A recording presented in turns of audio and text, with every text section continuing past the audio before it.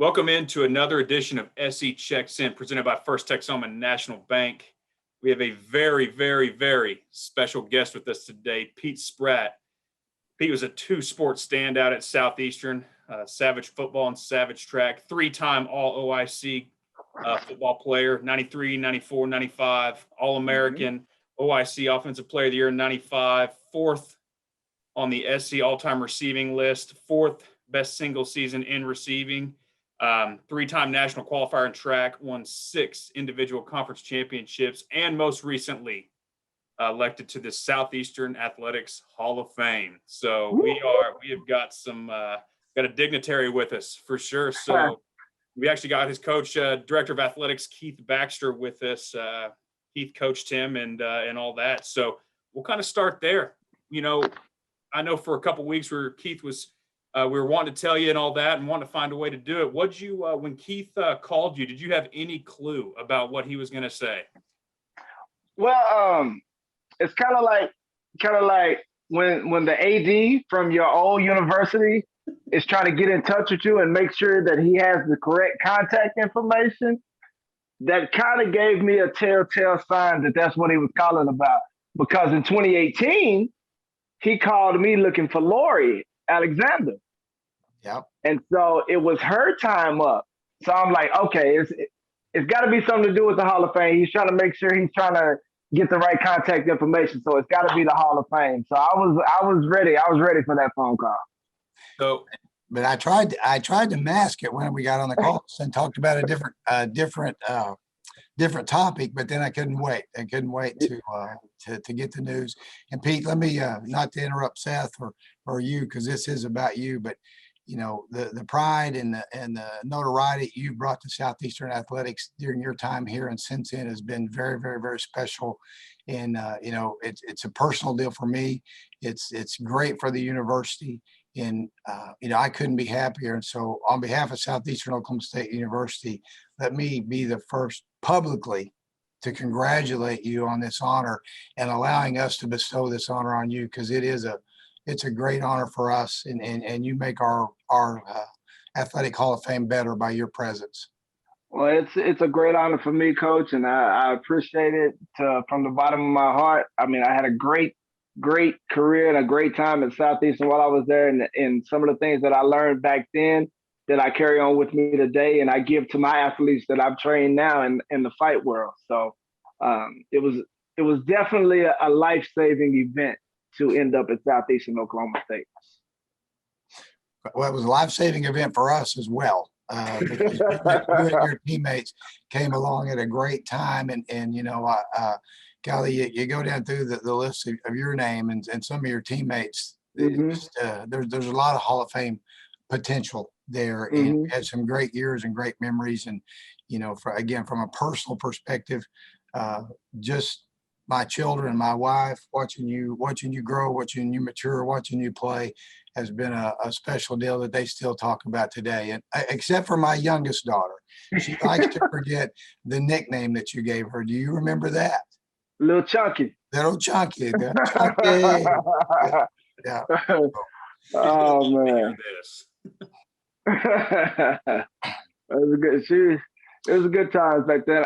Matter of fact, I think you remember the time when I was GAing and I got sick. I had the heart atrial fibrillation, and I was in the hospital. I believe I still got the letter that she wrote me telling me to get well when I was in the hospital that time. I've got that somewhere around the house somewhere.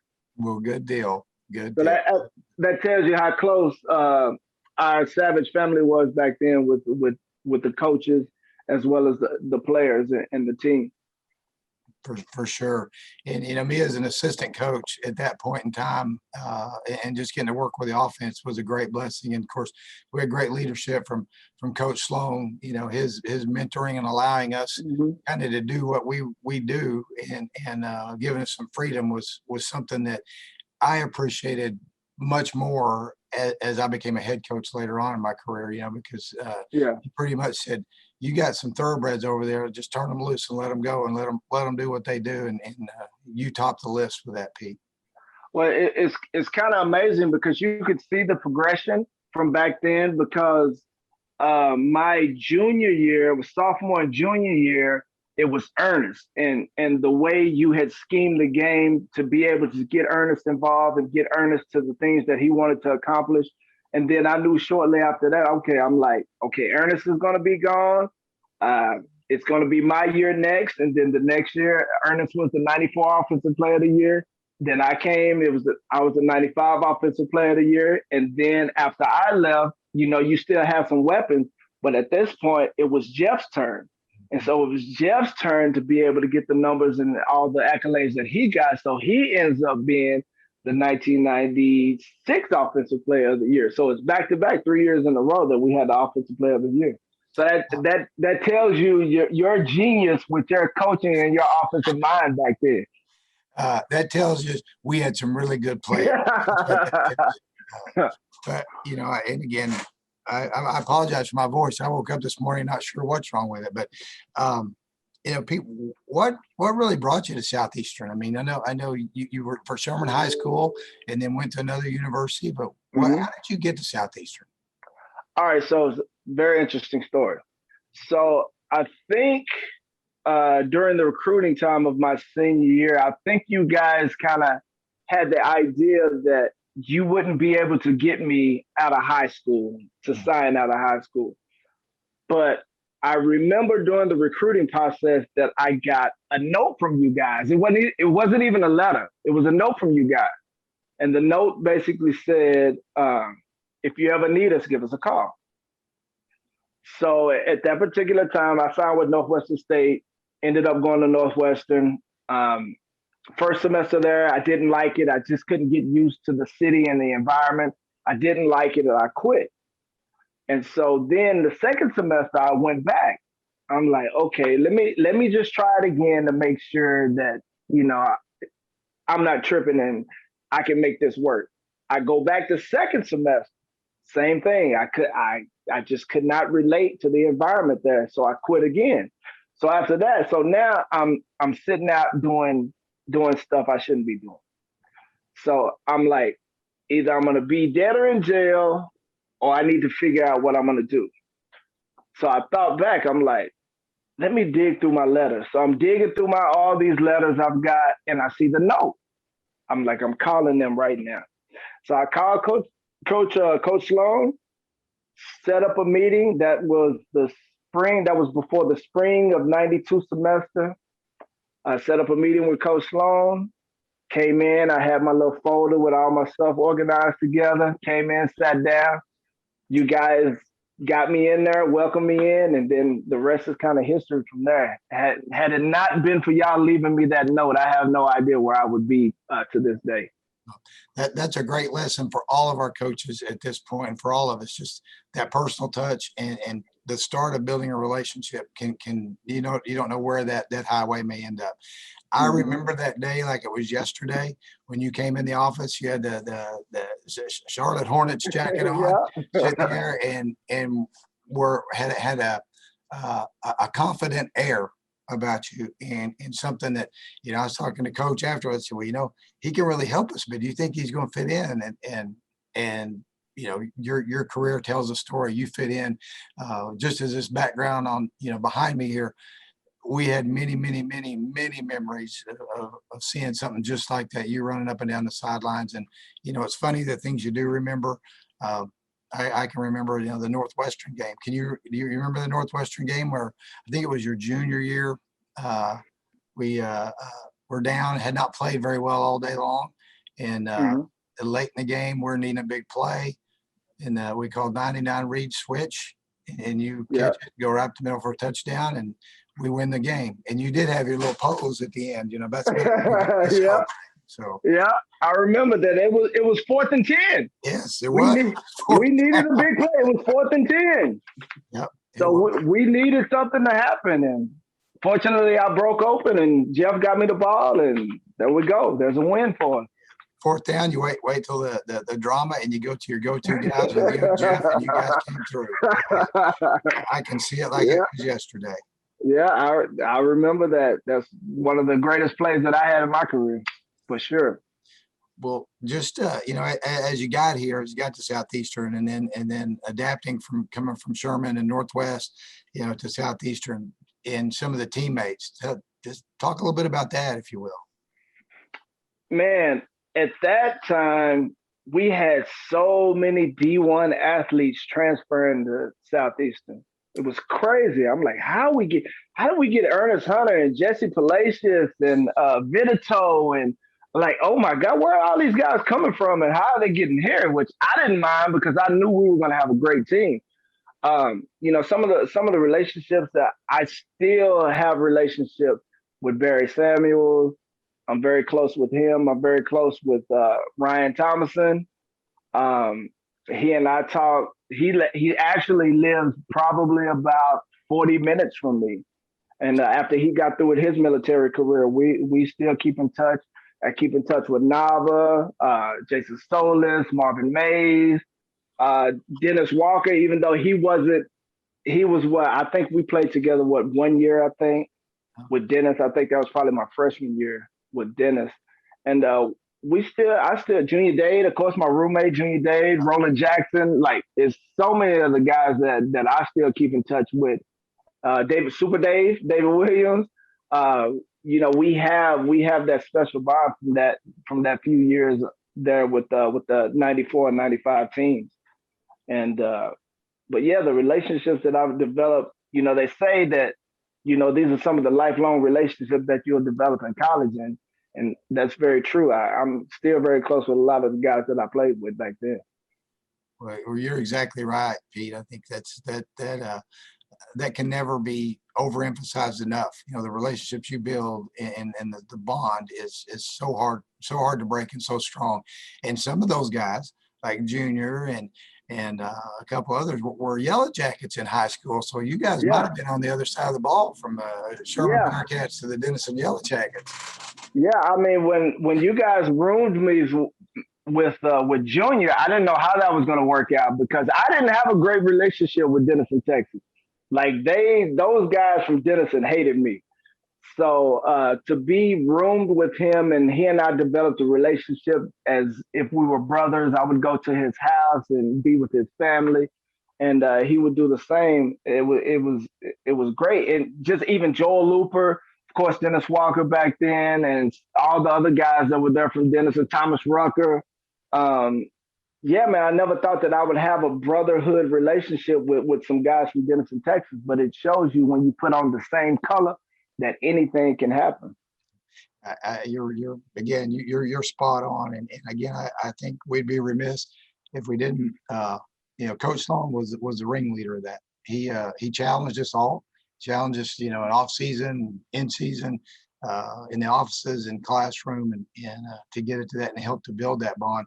But you guys as a team, you had a mission and you had a vision, and you all worked towards that, and you put your own desires aside, so to speak, to create that bond and to move forward to the next level and to put a great product on the field. And the Savages of those years were incredible. The highlight film you posted a few weeks ago, I sit back and watch it and I'm going, dang, those kids are good, man. Those dudes can play, and there's some dudes out there. So you're just so spot on all that. But and it was a blessing to all of us. And of course, Coach Pettit, I know you've got a great relationship with Coach Pettit. And, he was a fellow Sherman Bearcat, but had converted to a Denison Yellow Jacket. And then you guys reunited here. So, Lanny did a great job for the Savages during the years he was here, in his footprint, and autograph will forever be on those teams. Oh, yeah, most definitely. Just develop the relationship that he and I had. Like, he was probably, of course I worked with him closely the most because I was a graduate assistant for the cross country team. So he and I developed a relationship while I was there for sure. And even after, because he trained me he was my strength and conditioning coach for several of my fights in the UFC as well. So we kept a relationship for a long, long time, even after that, and still to this day. Even in the Advocare days, he pulled me into that, and Yeah, so we've had a relationship that's been nonstop ever since those days that we met. Um, I think we both came in the same year, 92. Yep, I believe so. Yep. Yeah, we came at the same time. Yeah, yeah.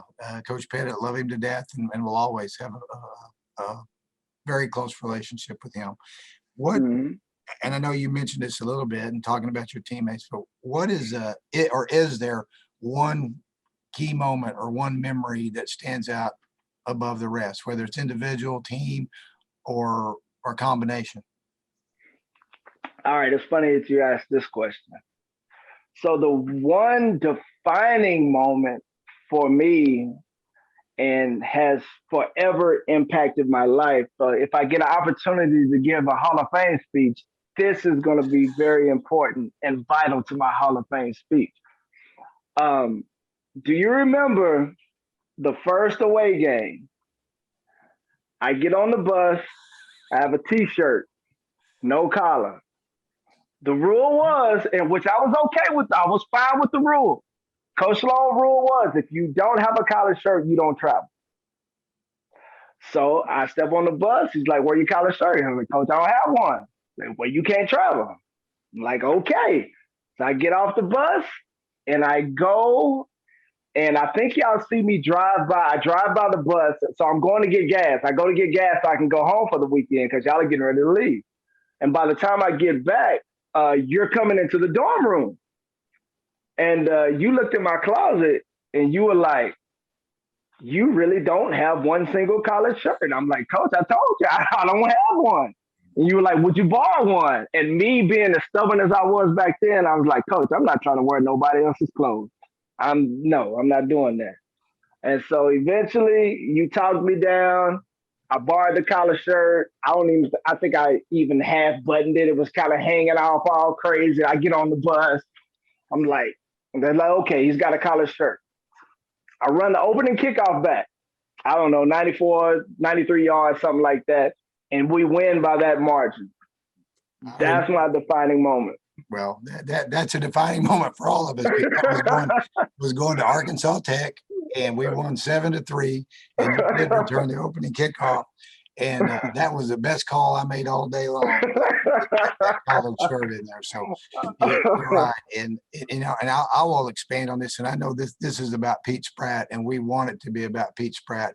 And you know, I sure don't need to talk very much, but I will say what what you just described and your evolution and your growth, and you're going from that person that sat in the office, in the coach's office, to really not knowing your surroundings, not knowing any of the coaches, to that moment, to when you walked across that stage, when you became a captain, when you became Pete Spratt, was one of the most rewarding moments I've ever seen in my life.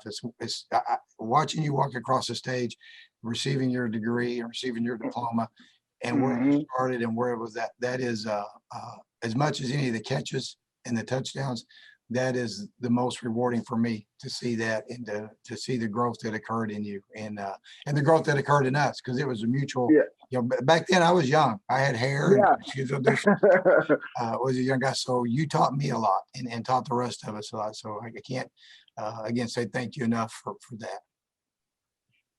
But Much appreciated, Coach. what about life after Southeastern? I know you know, I know you've had a variety of opportunities on the regional stage, on the national stage, on the world stage, and actually got to come see you fight one time and years ago in Fort Worth. And my wife said, "I will," you know, I had to sneak her out of the house because she loved you to death, and not telling her where we were going, because if she thought somebody was going to hit on you, she was probably going to get in the ring with them. Tell us a little bit about what Pete Spratt's been doing since those mid-90s.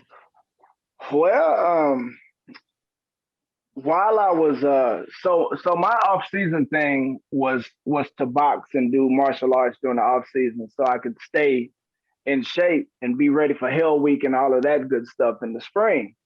So that just kind of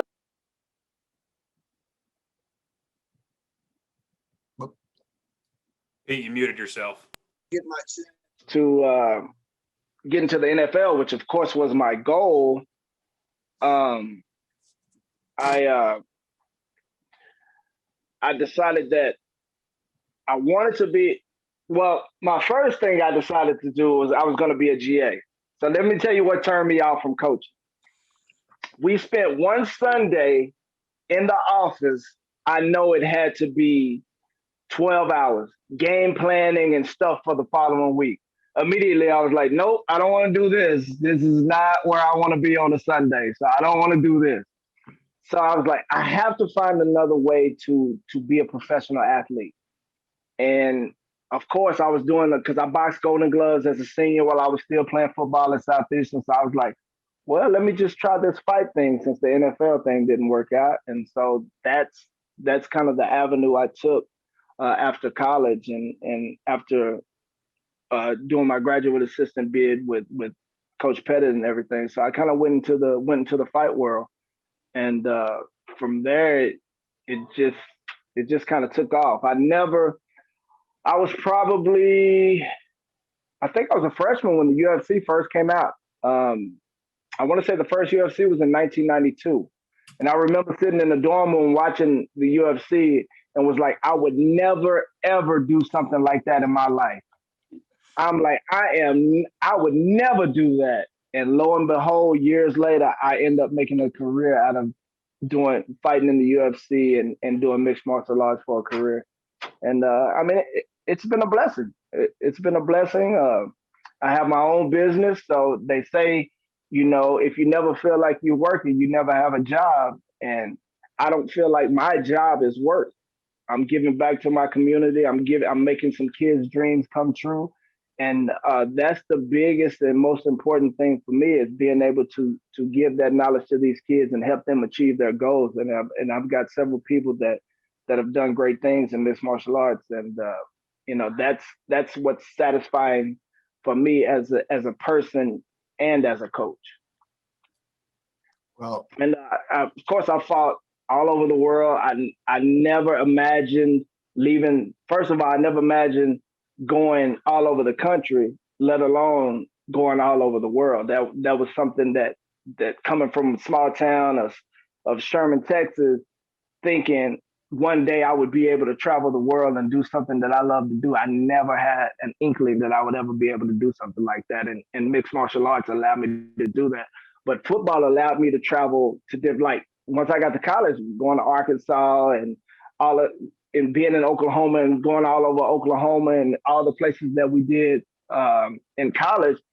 And that kind of fed my hunger and my desire to be able to do something bigger. But never did I imagine being able to travel the world and kick and punch people for a living.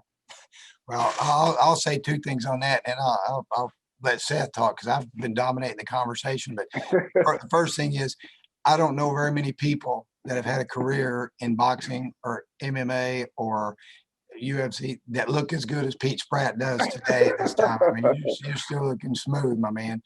And then secondly, you were it just kind of embodies Pete Spratt as I know Pete Spratt. You were given an opportunity and you took every avenue, worked hard, and made it much more than some people could have made it. And so to that, I applaud you. I applaud you and have a great amount of respect for you. And you saw a vision, you saw a dream, and you pursued it. And thank you. That's kind of you in a nutshell in my mind. So thank you. I appreciate it. We've had a couple things change probably since the last time you came on campus, and I know you've seen some pictures and stuff, but what goes through your mind when you see pictures of that new weight room? I'm mad that I didn't get to have something like that. Of course, like we were stuck up under the bleachers in that little bitty thing. But I mean, that's great. That that shows the growth of the university, and hopefully that's going to provide some many conference championships and national championships in the future. Like just seeing that growth, it warms my heart to see that. And I can't wait to come see it in person. I'm very looking forward to coming to see some of the upgrades in person. I think the last upgrades I've seen was when we got the new field, and that was about it. And so y'all have done quite a bit, since I've been there the last time. Well, we're hopeful that that's going to continue on and springboard us into some other things, and that was much needed for sure on our. Oh yeah. You know, me playing there, working out in the old weight room, and then being able to see that these kids coming in have no clue what their what it used to be like, and Oh yeah. They have no idea at all. Yeah. Well, I'm going to be selfish here, and I'm going to say, hopefully y'all don't bring back track so I can keep kind of the records that I have there already. That would be great for me. I'm just going to be a little selfish there. I got a couple of records in track, and I want to keep those. We talked about football, and we haven't even touched track yet. 6 divisional conference champions in track, and long jump to triple jump on the 4x1. Yeah. So, yeah. And doing all And that. we didn't even have a track. That's what I was going to say. You did all that without even a track to practice on. so did you go to Coach Sloan and just say, "Hey, Coach, can I run track?" Or was that part of the deal when you got recruited here? No, that was just with Coach Pettit being track and cross country in high school. Because I had no intentions on running track, to be honest. After high school, I was done with track. I was just like, like Coach Pettit coaxed me into. I won't say running because I really didn't run anymore. I told him, I said, look, I'll come out as long as I don't have to run the 400 meters. I'll come out. I said, I'll do the long jump, triple jump. If you need me to run the 4x1 occasionally, I'll do that. And I'm not running the mile relay. I'm not. So, but he was like, all right, deal. I'll let you do what you want to do and I won't force you. But I did end up running the 4x4 just so we can win the conference. But I did sacrifice and do that. But I told Coach, I said, Coach, I'm burnt out. I was burnt out in high school for running the 400 meters. I said, I'll do anything else, but I'm not running the 400 meters. So just get that out of your mind right now. So you came with stipulations. I did. I did not want to run. I did not want to run the quarter because I ran so many years. Like I was moved up to varsity as a freshman, and Coach Hunt trained me on the 400 meters for 4 years straight. And so by the time I got to Southeastern, I was like, I'm not running it. Well, Pete, as you talk, and then again, you know me, I just can't keep from talking here, but you mentioned the name there, Coach Hunt. I know he's been very special in your life. You want to talk about him a little bit? Well, he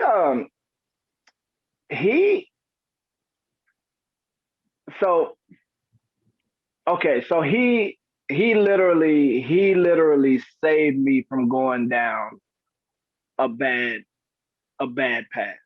I still remember I get suspended. No, I get expelled. But no suspension. I got expelled. I was held back a year. Okay, first, this is how bad I was when I was younger. I was held back a year. I didn't do any class. I hated classwork. I didn't do any classwork, so I got held back for a year. And so at the end of my second 8th grade year, I was expelled from school. There was, I don't know, maybe a month left of school, and I did something real that I had no business doing, and I got expelled. And so my counselor at Pioneer, Miss Mead, she called Coach Hunt at the high school. She said, I know this kid. I think he's worth saving, and I think you should meet him. And so my grandmother gets a phone call from Coach Hunt. He sets up a meeting. He comes to my house, and we sit in the living room. And I can't quite remember what the conversation was, but he basically took me under his wing. When it was time for me to get to high school, he moved me to varsity. He would give me a car to drive. And he just kind of steered me in the right direction. And from that point on, there was a switch that flipped for me at that particular time in high school, because I did have my difficulties after high school with quitting from Northwestern and sitting out a year and a half and doing a bunch of stuff that could have got me in jail. But he was a guy that kind of saved me in high school and was kind of like that positive role model that allowed me to kind of be me, but gave me some guidelines and a track to follow, so I would so I could excel and be better. And but yeah, he definitely saved my life. Not just my life. A lot of kids come through Sherman that he saved, but that's my personal experience with him. See, he came to my house. He said, "I'm gonna put you on varsity track, and you're gonna be under my thumb for the next 4 years." And that's what happened. Sounds a little bit like what Mr. Pete Spratt's doing right now in the city where you reside.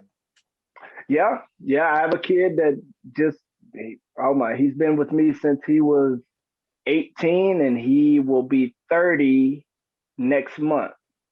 And I've had to guide this kid, and he's like a son to me. And he's gonna be in the UFC very soon, and that's been his goal since I met him when he was 18 years old. And we're right there on the cusp of him achieving his dream. Good deal. Good deal. Seth, what do you have there? Well, we've covered a lot, and I appreciate you taking time today. I know it's your anniversary and all that, so I know you Yeah. probably have Happy anniversary, Pete. I didn't know that. I'm sorry. Yeah. 13 years married and 15 together. Well, happy anniversary and congratulations. Thank you. For another, for 40, 45, 50 more years, however long. Whew. Oh my. Okay, I guess so. Yeah. But yeah, I mean, we're good. She's downstairs working. She'll be working till 5, so we're good. Oh, we're good then. Yeah. What about Coach Sloan? What's Coach Sloan mean to you? Oh man, he gave me opportunity. And he stayed in my butt. I think he stayed in everybody's butt that wasn't acting right. But I'm gonna say this. I might be reaching a little bit. I'm gonna say this, but I might have been excelled in 3 sports at Southeastern had he not banned us from being able to play basketball. Because I used to go and we used to have intramurals, and I used to bang up all of those guys on the basketball team that played on the basketball team. I used to kill Tyrone specifically. I used to kill Tyrone. He might not remember this, but in intramurals, I used to kill him every year in intramurals. And then we had too many ankle injuries. The coach Long said, "That's it. No more basketball for you guys." Because I talked to Coach Robinson about, he asked me to come out and play. And I was like, I don't think so. Coach Long said, no, don't think I'll be able to play. Don't think I'll be able to play any basketball. Yeah, part of the problem wasn't you and Junior and those guys playing. It was Benito and Jesse and those guys. Yeah. So, but yeah, man, he's Coach Sloan, man. He if it wasn't for him dropping that note, we wouldn't be having this conversation right now. So, I ask everybody this as we kind of wrap up. When I say Southeastern Oklahoma State University and specifically Savage football, what does that mean to Pete Spratt? Excellence. That's what it means for me. That's what we expected when we were there, was excellence and camaraderie, teamwork, caring for your brother on the field and off the field. Coach Sloan's favorite, TCB. That's when you mention that, that's what it means to me. Is we were a brotherhood, and we were a tight-knit brotherhood during those years that we were there. And it's something that I'll never forget. And all the guys that I still talk to, they haven't forgotten it either. Well, Pete, we haven't forgotten you, and you will forever be marked in Southeastern athletic history. With these records, hopefully they will stand for a while, but then hopefully we get some of them broke, because we need to win some ball games and things like that. But you have made your mark, and again, it is a tremendous honor for us to be bestowing this honor for you of inducting you into the Southeastern Athletic Hall of Fame. And you mentioned a speech. We sure hope we can have that opportunity coming in the fall to get all of you and your fellow inductees back on campus, and to have that time in the spotlight for you. And again, that'll be a blessing for us. Yes, it's great going in with a couple of teammates, and Jonathan Paulson and Jeff Mosier as well. We had a good group of people, not just on the football team, but back then we had a good group of athletes there. You know, you mentioned, I mean, Crystal's already in the hall. Lori Alexander's in the hall. We had several people in that era right there that, you know, could be in the Hall of Fame. Like, it's an awesome time. It's an awesome time. So I always end on this. What else? What else is there we didn't cover? Anything on your mind you want to bring up, talk about? The floor is yours. I mean, not really. I think we covered almost everything. Like, my time there was great. It's something that I'll never forget. I never thought I would graduate college. Southeastern gave me the opportunity to do that. You know, of course, I put in the work, but to have my diploma from Southeastern Oklahoma State is amazing. You know, just growing up from what I come from and the environment that I came from is it's astonishing to me to be sitting here and have accomplished the things that I've accomplished in this world up until this point.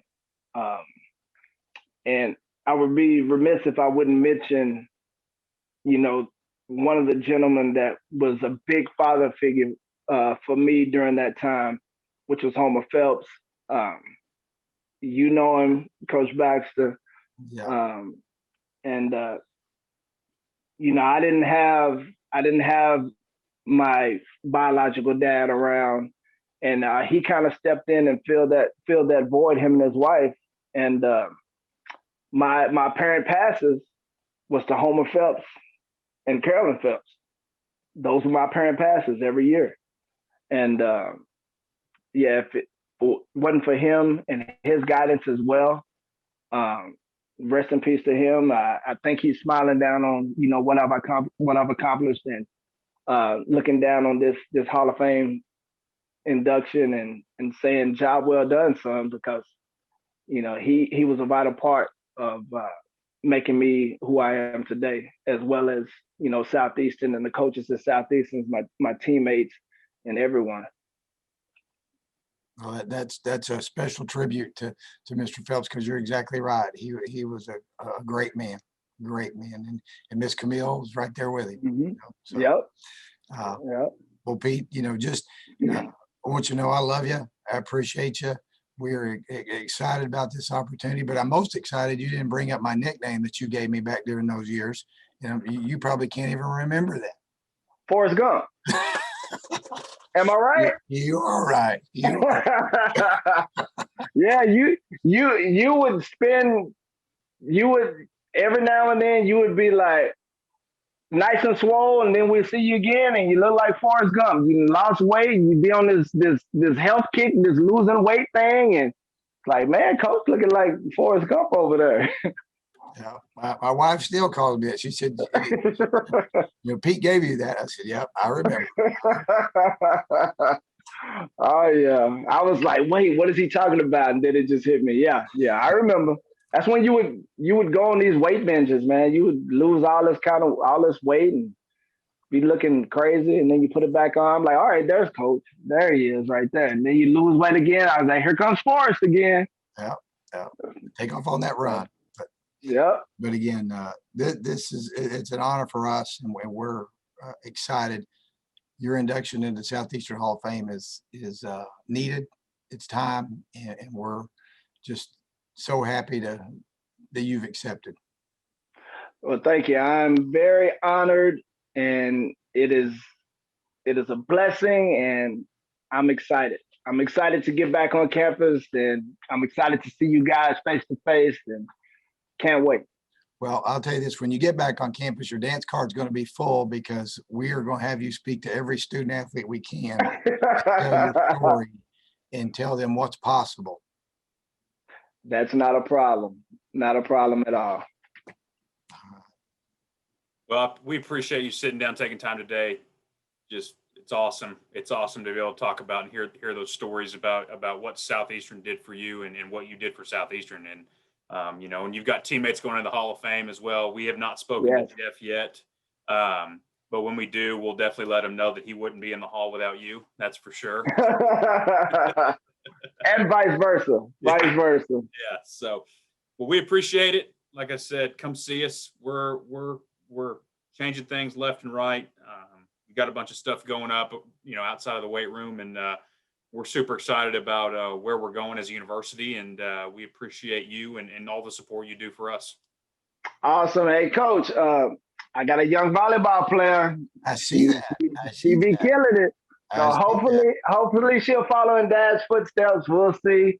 Hopefully she'll follow in Dad's footsteps and be at Southeastern when it's her time. And I'm gonna keep pushing her and make sure she is at the best of her ability, and hopefully that'll happen. Well, there's nothing better than a legacy. No, Most definitely. to that. Most definitely. We did just get a brand new volleyball venue that is A1. I told her about it too. It's nice. So, well, Southeastern faithful, Southeastern fans, that's Pete Spratt, 2021 Hall of Fame inductee, 3-time All-Conference for football, 6 individual conference championships, Player of the Year in football, All-American, did it all for us. Appreciate it.